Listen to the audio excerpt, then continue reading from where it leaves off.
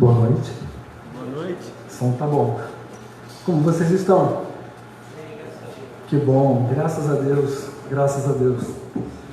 Bem, deixa eu me apresentar.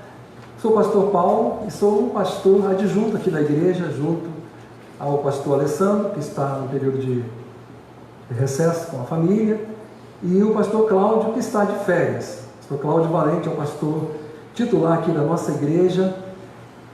Eu sirvo aqui e lá em São José dos Campos. Para quem não nos conhece, é um prazer também ter você aqui, você que nos assiste de casa. E nessa noite eu estou muito feliz de poder continuar a série sobre a soberania de Deus. Nós vamos falar sobre um tema bastante importante, assim como foram os palestrantes, nossos presbíteros e pastores que falaram sobre isso. Nós estamos num momento realmente dificílimo, como disse aqui, e eu queria convidar você para que juntos mergulhássemos numa reflexão sobre isso. Nessa noite eu vou falar sobre esse tema, crescendo em meio à adversidade. Tema complexo, e eu pedi a Deus que o Espírito Santo dele possa me capacitar ainda mais, e que nós possamos, a partir dessa reflexão, conhecermos ainda mais, nos aprofundarmos ainda mais sobre esta importante temática das Escrituras. Eu quero ler com você um texto, já convido você a abrir a Bíblia, ou ligar a Bíblia. Tiago, capítulo 1, verso 2 ao 4, já está aqui na projeção. Eu queria ler, e em seguida nós vamos discorrer um pouco sobre isso. Diz o texto: meus irmãos, considerem motivo de grande alegria o fato de passarem por diversas provações, pois vocês sabem que a prova da sua fé produz perseverança. E a perseverança deve ter ação completa, a fim de que vocês sejam maduros e íntegros, sem que falte a vocês coisa alguma. Vamos orar? Pai bondoso, nós te bendizemos mais uma vez, exaltamos a tua beleza, a tua santidade, a tua glória, reconhecemos, Senhor Deus, a nossa pequenez diante de um assunto tão complexo, mas ao mesmo tempo, Senhor, tão majestoso para o nosso coração compreender nessa noite. Por isso, Espírito de Deus, nós nos colocamos debaixo da tua dependência. Eu me coloco aqui como vaso dependente do Senhor, para que o que eu falar aqui nessa noite não seja, Senhor, palavras sem conexão com a tua vontade, e nem que possam deixar de exaltar a tua majestade, a tua soberania. Em nome de Jesus, nosso coração seja realmente impactado. E eu quero te pedir, Espírito de Deus, que habita neste lugar, que nós sejamos tomados pelo senso que Isaías foi tomado, de que somos pecadores dependentes da tua graça nessa noite, e que possamos compreender um pouco mais sobre isso. Isso nos transforme, Senhor, ainda mais a imagem do teu Filho. Assim nós oramos e te agradecemos em nome de Jesus. Amém. Bem, eu não sei se alguns aqui conhecem mariposas. Alguém já ouviu falar em mariposa? Um termo que algum jovem, talvez ele não se preocupe em saber. Eu tenho aqui uma imagem de uma mariposa, mas não é uma mariposa comum. Vou logo dizendo que ela não é comum, não sei se vocês conseguem perceber o tamanho dela. Essa se chama uma mariposa cecrópia. Esse nome aí, cecrópia. É um inseto que está nos Estados Unidos, em boa parte da América do Norte, e também no Canadá é possível encontrar cecrópias. Tá bom? Ela é considerada, ou a cecrópia é considerada, o maior inseto da América do Norte. Para vocês terem uma ideia, a envergadura das asas dela, abertas obviamente, mede até 15 centímetros. Ou seja, ela é realmente extraordinária e bela. É de uma beleza extraordinária. E para conhecermos melhor sobre o tema que a gente vai meditar nessa noite, eu quero falar com vocês algumas coisas sobre como é o processo que ocorre com as cecrópias. A cecrópia, por ela ter essas asas exuberantes, ela precisa de um tempo em que ela vai passar por um processo interno da sua musculatura interna para que ela possa sair do casulo e vir a ser uma linda mariposa, bela. Contudo, uma história conta que um observador incauto, vendo o trabalho da mariposa para sair daquele casulo, ele vai até o casulo e ele perfura esse casulo, e sem que meditasse ou pensasse na tragédia que é fazer isso, esta linda mariposa, agora ela vai nascer com uma deficiência. Na imagem anterior, vocês perceberam que ela tinha uma parte de uma asa quebrada. Ou seja, o processo de maturação, o processo de desenvolvimento pleno dessa mariposa no seu casulo é um processo extremamente sábio da parte do Criador e extremamente complexo, porque enquanto ela está fazendo todo aquele esforço, ali estão acontecendo fenômenos bioquímicos no seu interior, aonde a musculatura e os fluidos corporais dessa mariposa estão se espalhando para as suas asas, para que elas nasçam e sejam asas amplificadas, ou seja, elas nasçam com toda a sua formosura, toda a sua pujança. Mas, nessa história, esse observador, querendo ajudar a esse processo, o que ele faz? Ele danifica esta tão bela mariposa. E ela, a partir desse nascimento forçado, porque teve o seu casulo rompido abruptamente e antecipadamente, ela vai agora estar fadada a rastejar. Ela não vai conseguir voar. Ela não vai conseguir ter uma vida plena, bela, e viver todo o seu esplendor para o qual ela foi criada. Notem que esse procedimento tem muito a ver com as nossas vidas, quando se trata de sofrimento.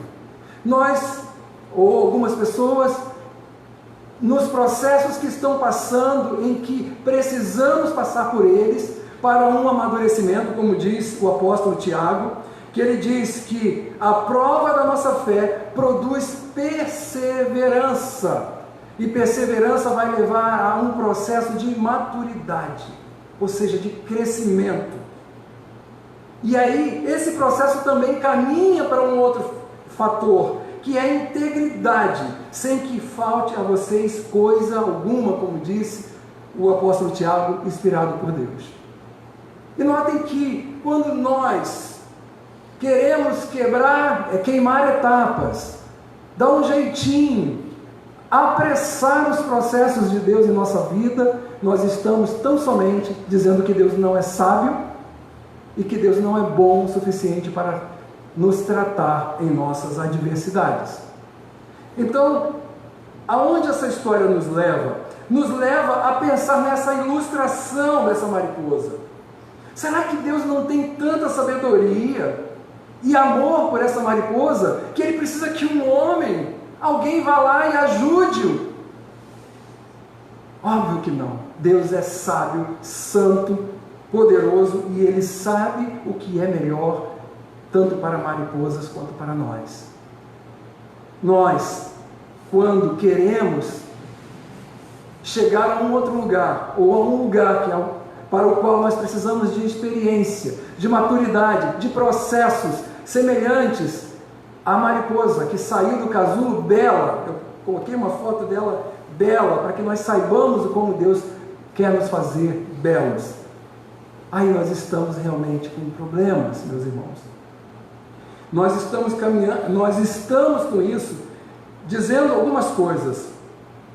Que Deus não é sábio, como eu disse, que Deus pode ter errado. E não foi assim que aconteceu na vida de Sara, esposa de Abraão. O que foi que ela fez? Ela, supondo que estava demorando o processo de Deus, de Abraão ser pai, ela antecipa, entregando a serva dela para que Abraão se deitasse com ela e tivesse o primogênito deles. E que grande tragédia aconteceu na vida de Sara e de Abraão ao fazer isso, a tentarem dar uma ajudinha para Deus, como se Deus precisasse da nossa ajuda. E isso é tenebroso quando nós não entendemos que Deus quer nos ensinar por meio dos processos. Ou seja, quando um cristão está em meio a uma tribulação, quando ele está nos processos de adversidade, muitas vezes nós podemos não entender.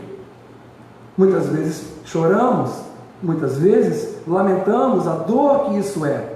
Mas lembre-se que a mariposa lá, quando ela está saindo do casulo, ela sente dores também. É um processo. Só que na nossa dimensão humana, esse processo tem um efeito pedagógico, um efeito de transformar-nos, um efeito de nos moldarmos para aquilo que Deus quer fazer em nossas vidas.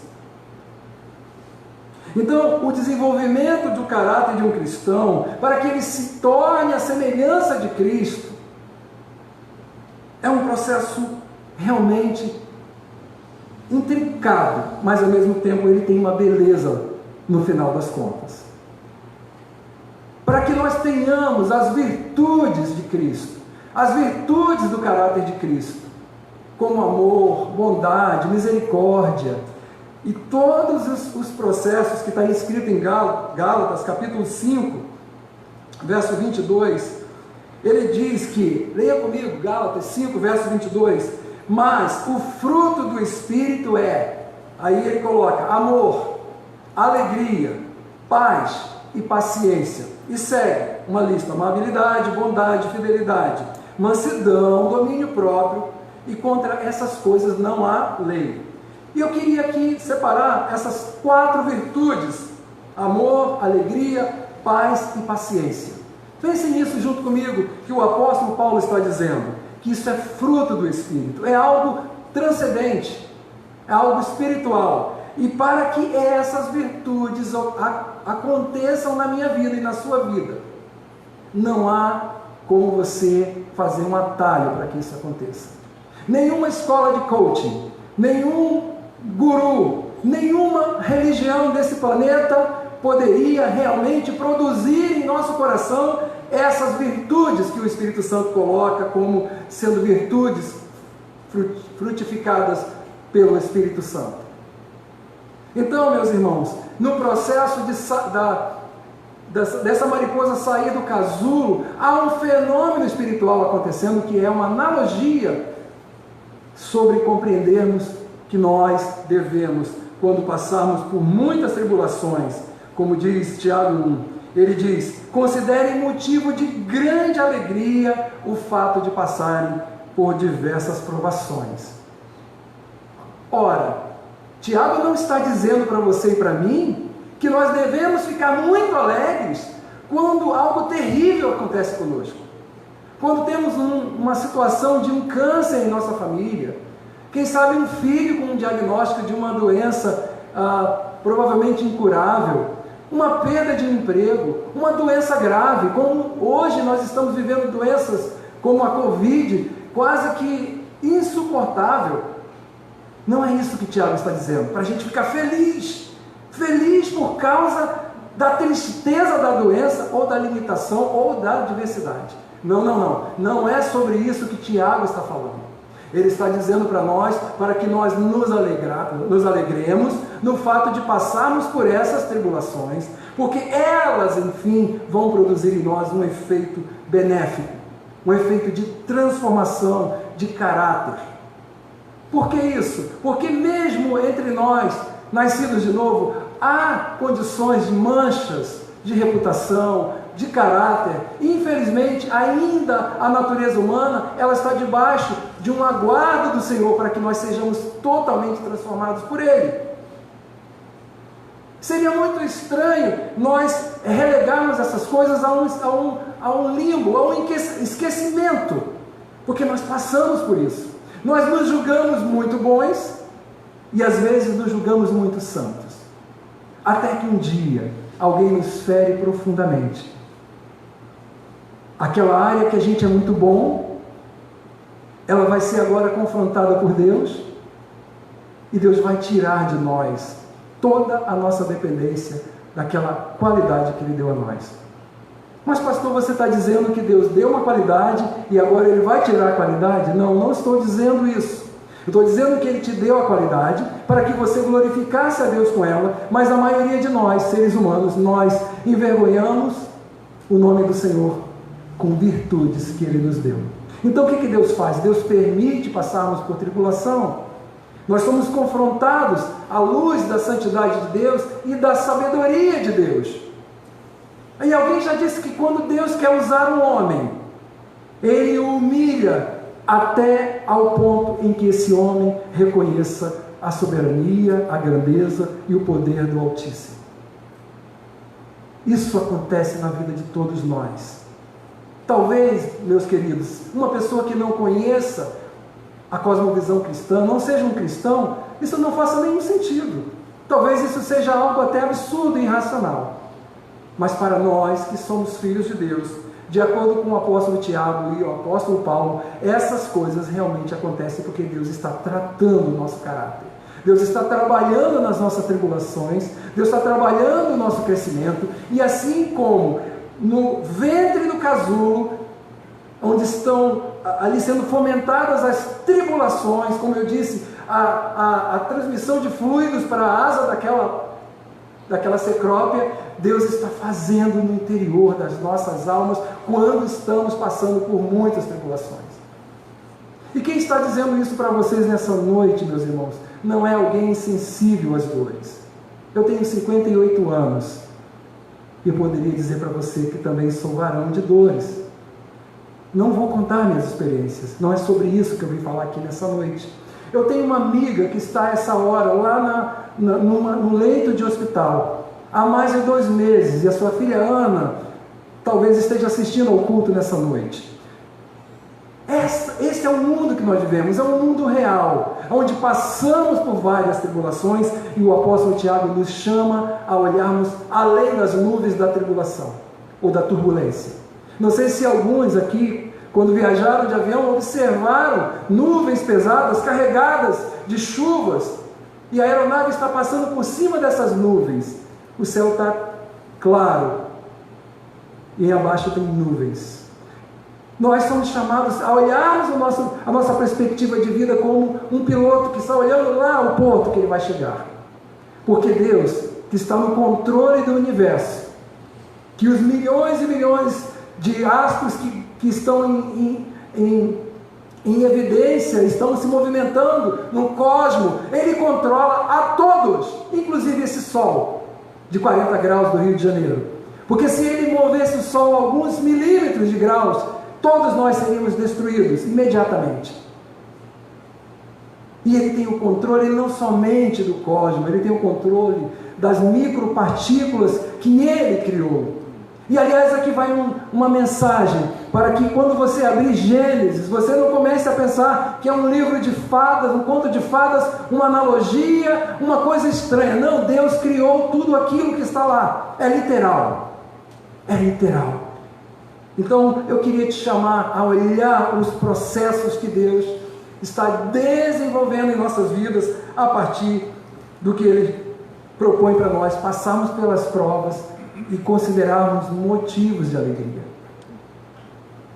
Agora, quando nós estamos num processo dificílimo, com tratamentos terríveis, com quimioterapia, com fisioterapia, com psicoterapia, com familiares, é óbvio que Deus também quer que você faça uso dos recursos que Ele te deu. Não estou dizendo que você vai negar, que você vai dizer, obrigado porque eu estou aqui nessa cama e eu não vou a lugar nenhum. Isso não faz sentido, meus irmãos. Deus quer que você lance mão de todos os artifícios, toda a disponibilidade da ciência para que você seja curado. Deus tem prazer que a ciência seja uma coadjuvante nos seus processos. Óbvio que Ele quer isso. E nós faremos tudo para que possamos vencer as vicissitudes da vida, as adversidades. Contudo, meus irmãos, os resultados disso, o que for dito finalmente pela ciência, Você precisa agora entender que Deus te chama para um ponto de submissão a Ele. E que ponto é esse? Não é uma submissão cega, não é uma submissão estúpida, é uma submissão sábia. Sábia porque você está tomando uma decisão de um servo de Deus, de uma serva de Deus, que debaixo de oração orou inúmeras vezes por um problema. Essa semana passada eu estava visitando uma pessoa querida da minha família e ela disse para mim: pastor, eu já orei dúzias de vezes por esse problema e eu ainda não me livrei dele. E eu disse para ela: minha irmã, continue orando, porque Deus é sábio e Ele sabe o momento certo dessa luta cessar. Ele é sábio, Ele é santo, Ele é puro e Ele é muito mais esperto do que aquele cara que cortou o casulo lá da Cecrópia. Então, meus pesados irmãos, essa submissão não é algo, como eu disse, insano. Por exemplo, um general que foi capturado por uma tropa inimiga, por um outro general, ao chegar-se diante daquele adversário, ele certamente vai fazer uma submissão forçada, brava, como muitos de nós aqui fazemos quando chegamos a um hospital. Eu conheço gente que se for parar num leito de hospital, ele vai xingar os médicos, ele vai xingar a ciência, ele vai blasfemar contra o nome de Deus, que deu médicos para nos curar. Eu já estive em leitos de hospital e eu já vi isso. Não é essa submissão que Deus espera de nós. Essa é estúpida. A submissão que Deus quer de nós é como, por exemplo, quando você e eu vamos a um médico, precisamos passar por uma cirurgia. Estou vendo a Cris ali, ela passou por uma cirurgia tenebrosa. Todo mundo sabe a história da Cris. Ela foi operada por um excelente cirurgião. Cirurgião este, cristão, que em oração operou a minha querida irmã Cris. Ok? Então quando você chegar, essa submissão a Deus é parecida com isso. Você orou, você falou: Senhor, me cure. E Ele não quis usar a cura que Ele podia fazer. Aliás, Ele pode te curar. Mas Ele quis um caminho via hospital, via parentes envolvidos, via oração, via jejum, via clamor, via dependência, via total dependência das mãos dEle. E nós às vezes dizemos: não pode ser assim. Abre o casulo, solta. Não podemos pensar assim infantilmente, meus irmãos. Essa submissão, nós nos entregamos ao cirurgião totalmente confiantes que ele é hábil, ele tem um bisturi sábio, e se ele for um servo de Deus, ele vai te operar e você vai sair dali curado como saiu a Cris. Isso é magnífico. Deus usa a nossa vida para nos entregarmos a Ele, confiando nos resultados dele. Não é a gente agir como crianças imaturas, esperando que as coisas caiam do céu. Nós precisamos orar, meus irmãos. Ontem eu estava na casa do meu genro, lá em São Paulo, e eu não ia falar isso, mas eu vou falar por causa do meu amor aos animais. A minha gatinha de 15 anos, com seus 80 anos, equivalência, né, mais ou menos, está morrendo. E eu a tomei nos meus braços e orei: Senhor, Tu sabes o que é melhor. Nosso coração quer que ela viva muitos anos, mas pode ter chegado a hora. Eu sei que isso é muito pequeno diante de tanta dor, mas é uma analogia de como a gente precisa ser submisso. Lembra de Jó? E lembra da mulher de Jó falando para ele: amaldiçoa o teu Deus e morre. E ele disse para ela: você está louca. Você fala como louca. Nu eu saí do ventre da minha mãe e nu eu vou voltar. Bendito seja o nome do Senhor. É isso que nós precisamos fazer. A tribulação chegou, a luta chegou, o câncer chegou. Eu estou falando para a gente que está nos assistindo, que provavelmente está dizendo: eu estou vivendo nisso, eu estou nisso, isso é para mim.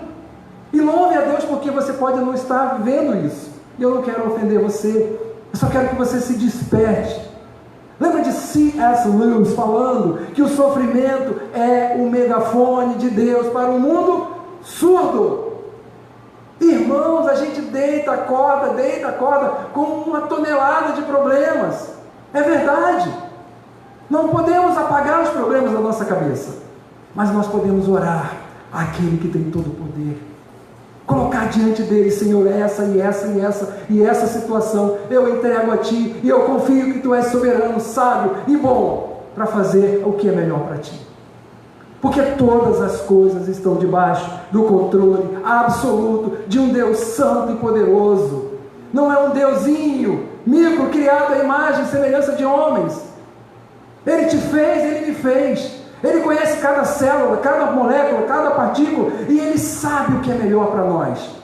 Embora nós nos irritemos, nos esbravejemos contra tudo e contra todos. Sabe por quê? Porque nosso orgulho fala mais do que a nossa fé. Então é hora da gente dizer: Senhor, tem misericórdia de mim. Eu sou um miserável pecador, que nem Isaías. Me faz ver a beleza desse sofrimento, como Tiago disse, que é para eu ficar alegre, porque esse sofrimento vai produzir em mim um crescimento, meus irmãos. É maturidade, é um fruto. E aliás, por falar em fruto, Jesus disse sobre a árvore, que a árvore precisa ser podada para dar fruto. Se uma árvore ela não for podada, não for tirada as folhas, os galhos, aquela coisa toda, ela vai crescer, ela pode ser enorme, mas ela não vai dar frutos frutíferos e bons. É isso que precisa ser feito em nossas vidas. Deixa eu contar uma história, está aí no slide, se eu não me engano, no 9, volta lá para mim, por favor, no slide 9. Eu queria contar uma história de um judeu chamado Viktor Frankl. Este homem, ele não é um cristão, ele crê apenas na fé judaica. Ele, por ser um judeu, meus irmãos, ele foi perseguido, preso, 3 anos num campo de concentração, em Dachau, um dos campos, que nem Auschwitz, e lá ele foi torturado, e lá ele foi indignificado, a esposa foi morta, ele passou por tribulações horríveis e horrorosas e deprimentes. E ele é um médico, hoje um escritor. Aliás, ele faleceu sendo escritor. E o livro dele, que está na Amazon, O Homem em Busca de um Sentido, eu recomendo que você leia esse livro, porque ele vai contar uma experiência de vida que ele passou, na tribulação, na adversidade, e ele perseverou, até que um dia ele escreveu esse livro, em 1946, Em Busca de um Sentido. E anos depois, Franklin casou-se novamente, teve uma filha e conseguiu o seu título de doutor em filosofia e tornou-se professor da Universidade de Viena. Ou seja, um consultor para o mundo sobre o que é sofrer de verdade. Mas pastor, eu não vou para campo de concentração, não sei nem o que é isso. Então você precisa ler mais sobre o sofrimento. Porque aliás o nosso tempo é um ladrão de tudo, ladrão de razão. O tempo que a gente vive, das acelerações de comunicação, de tudo que a gente vive hoje, nós mal temos tempo de olhar para os nossos entes queridos. Aliás, nós estamos vivendo em doenças emocionais por isso. Então Deus precisa soar o megafone dele. Quem disse isso foi C.S. Lewis. Não fique bravo comigo. Ele entendia do que ele estava dizendo. E muitas vezes nós não conseguimos ver o que está acontecendo em nossas vidas, não é? Há muitas ocasiões em que nós precisamos enxergar o que está acontecendo. É um tempo terrível, terrível. A fé da gente parece que está minguando, parece que a gente já nasce com uma asa quebrada, está minguando. Ela está parecendo que cada vez mais escassa, e quando nós encontramos uma igreja com esse tanto de gente, a gente fala: Senhor, muito obrigado, isso é um milagre, porque o Senhor despertou pessoas, que o Senhor fez com que elas soubessem a importância de estar aqui na casa de Deus. É óbvio que se nós formos impedidos de nos reunirmos aqui, igual lá em São José, nós nos reuniremos por algum meio, porque nós precisamos buscar a Deus, orar e entender o que Ele quer nas nossas vidas. Bem, eu quero ler com vocês uma parte que diz em Hebreus capítulo 12, verso 10. As Escrituras, elas nos dizem o seguinte, não sei se está ali, se pode ir para o slide 14. Não no 14, perdão. No slide, deixa eu posicionar aqui, Bruno, um minutinho. No slide ali, está aqui. As Escrituras dizem: Deus nos disciplina para o nosso bem. Será que é para o nosso bem? Para quê? Para sermos participantes, Luiz, da santidade dele. Ah, pastor, mas eu não quero ser igual a Jesus, eu não tenho condição. Não tenho condição, eu sou muito pecador. Sim, eu também sou muito pecador. Mas você precisa ter um alvo. Eu também preciso. Sermos participantes dos sofrimentos de Cristo. Sabe por quê? Se você for lá na China, se você for lá na Mongólia, se você for em países totalitários, irmãos como eu e você estão sendo torturados por amor a Cristo. Ah, isso é muito ruim, pastor. Fala de coach. Fala que eu vou ser melhor, a minha melhor versão de mim mesmo. Não. As Escrituras não nos chamam para sermos uma versão top de nós mesmos, como disse Cláudio hoje na pregação. Ela nos chama para sermos semelhantes a Cristo. Para que as pessoas olhem e digam: ali vai uma serva de Deus. Eu vou chamá-la para orar. Eu vou chamá-la aqui porque eu preciso de oração. E quantas vezes nós somos ridicularizados porque vivemos na superficialidade ou vivemos na mediocridade de uma vida que não olhou para o caráter de Jesus, não olhou o que disse Hebreus 12, para sermos participantes dos sofrimentos de Cristo. Deixa eu lhe dizer uma coisa. Vocês sabem a história de Marta e Maria, as duas irmãs de Lázaro? Quando Lázaro morre, Jesus chega, a agitada Marta corre para Jesus e diz: Senhor, se o Senhor estivesse aqui, o meu irmão não teria morrido. E Maria também aparece, não sei de onde, e diz: Senhor, se o Senhor estivesse aqui, o meu irmão não teria morrido. Percebe, irmãos, que o sofrimento, ele nos nivela a todos. A atenciosa Maria e a agitada Marta se encontraram no mesmo espaço da dependência, porque tribulação, adversidade nos leva para um ambiente de dependência das virtudes de Deus, da graça de Deus, do que Deus pode fazer em nossas vidas. Então esse é mais um que a gente deve pensar como um benefício da gente passar por grandes tribulações, por grandes perseguições. Agora, o que nós podemos pensar se nós vivemos uma vida relativizando coisas, queimando etapas, tentando ludibriar o céu, vamos permanecer eternamente como meninos irracionais, não cresceremos, não teremos nenhuma parte de fato com aquelas virtudes que eu falei de Gálatas 5, amor, paciência, misericórdia, perseverança. Não, Deus nos chama para isso, para esse núcleo de crescimento. Isso nos leva para um ambiente de comunhão. Não é fato, você não tem visto nas redes sociais inúmeras pessoas em inúmeras cidades se reunindo em frente a hospitais e orando? Você já viu isso? Por quê? Porque você se une à dor do teu próximo. Você se une, você procura entender, você procura se identificar com a dor daquele que não tem o que fazer a não ser chorar. E a Bíblia manda você chorar com os que choram e manda você se alegrar com os que se alegram. Me parece que esse é um tempo mais de choro e de buscar a Deus do que de riso. É óbvio que eu não estou pregando contra a alegria de ninguém, eu sou a favor. O meu primeiro slide mostra uma árvore linda, frutífera, bela, que Deus quer fazer de nós. E como Ele faz isso? Através das tribulações, das adversidades, nos purificando, nos santificando. E aliás, eu queria falar um pouco sobre isso. Grande Lutero disse o seguinte: por que eu admiro a adversidade e o sofrimento? Porque eles apontam para as Escrituras e me fazem entendê-las melhor. Muitos cristãos sem tribulação, sem sofrimento, não dão a mínima para as Escrituras, não dão a mínima para nenhuma disciplina. Vive como um ser que não tem propósito.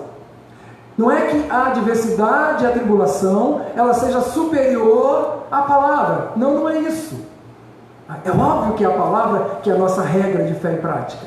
Mas a tribulação, a adversidade, ela acentua as Escrituras, acentua aquilo que é de santo, que a gente precisa caminhar como nosso alimento espiritual, que é vital para a nossa maturidade, para o nosso crescimento.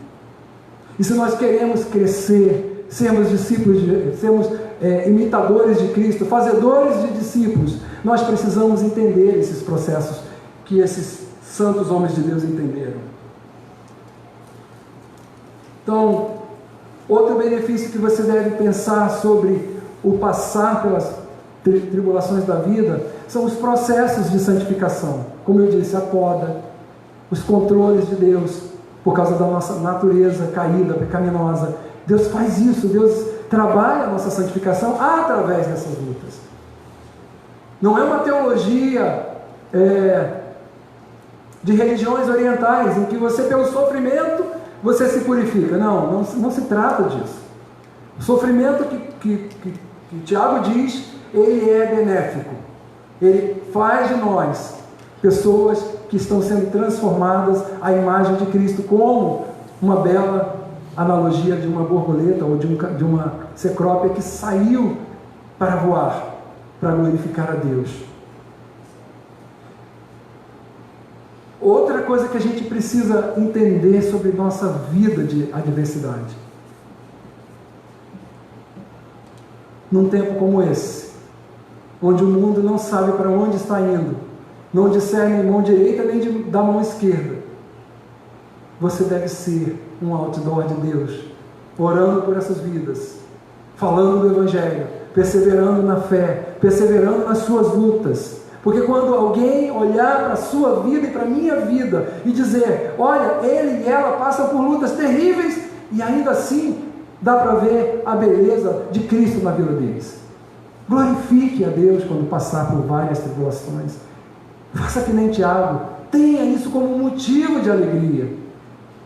Tenha isso como algo que tem um efeito prático de nos tornarmos plenos, de nos tornarmos mais e mais parecidos com Jesus. E isso não é uma utopia, isso é uma doutrina. Isso é uma doutrina que quer nos ensinar a dependência daquele que é todo poderoso.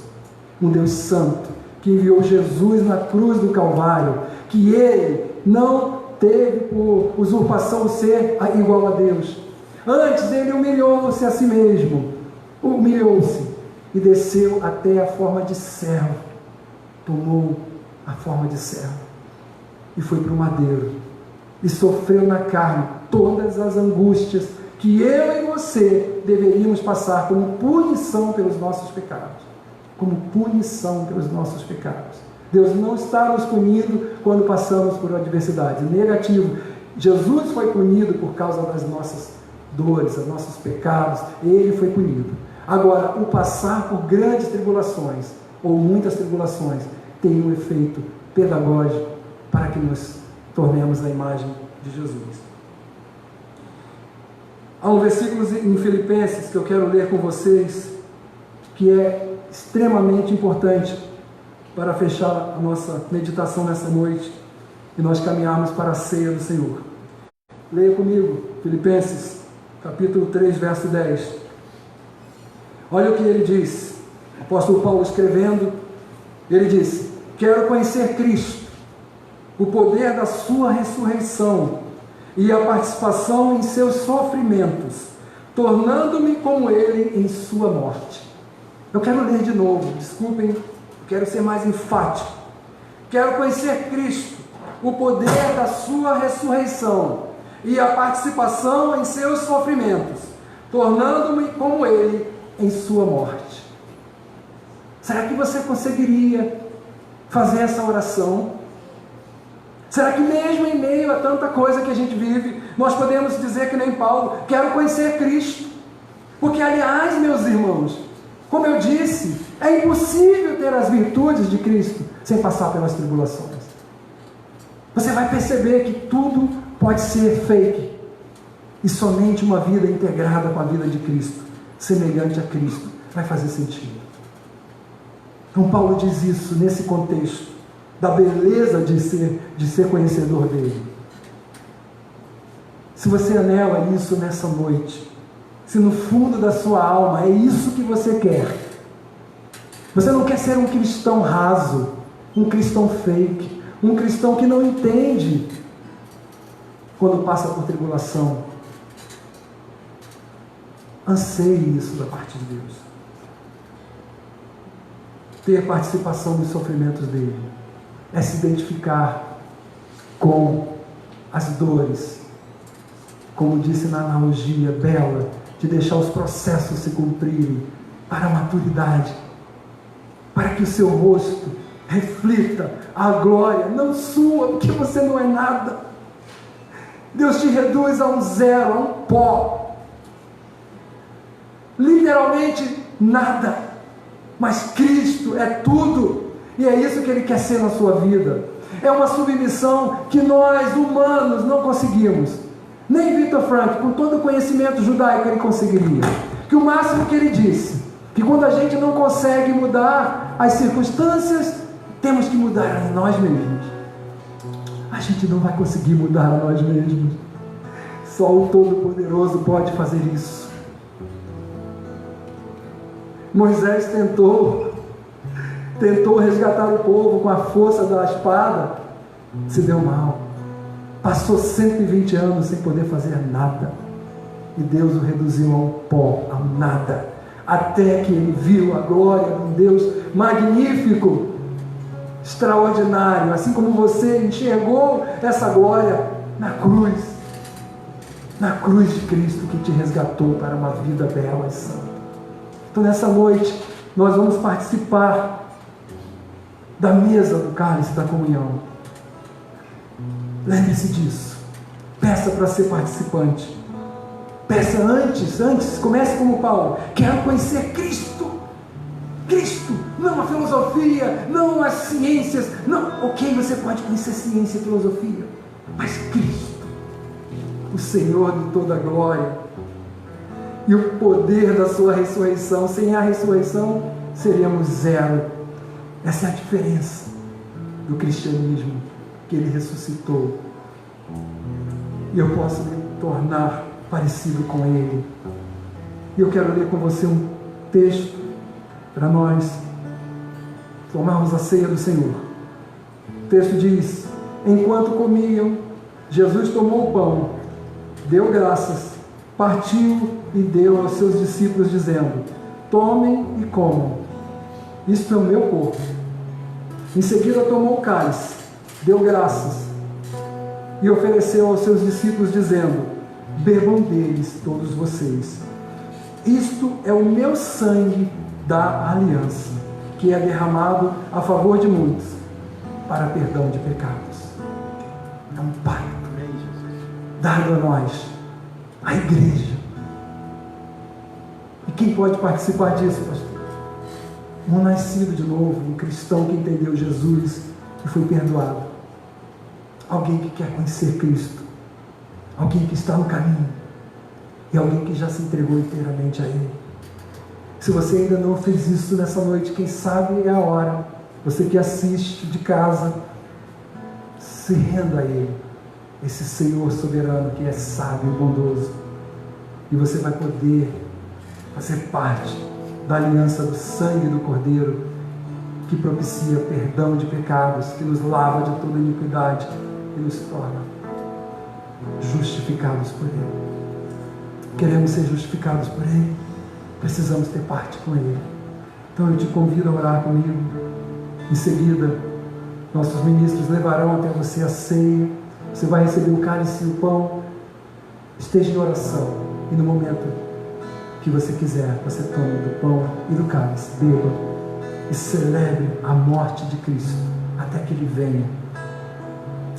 Pai, doce Pai santo e sábio, obrigado, Senhor, por esse entendimento de que Teu amor não falha, que está operando em nós grandes coisas para nos moldar a imagem do Teu Filho. Não permita, Senhor, que fujamos desse processo. Oh, Senhor, quantos de nós não entendemos isso? Faz-nos entender a beleza disso. dessa união com o Senhor e dessa submissão integral, radical em nosso coração. Nós nos entregamos a Ti, bondoso Deus, e vamos cear em memória do que o Senhor fez na cruz. Nos unimos a Ti, Senhor, nesse sacramento. Nos fortifica nessa hora, como Tu fazes sempre. Renova o nosso coração, Senhor. Aumenta-nos a fé.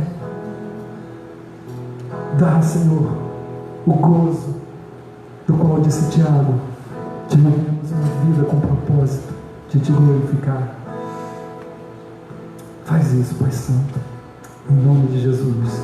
E obrigado por essa oportunidade. Em Teu nome. Amém. Meus irmãos, por favor, pode servir a ceia, em nome de Jesus.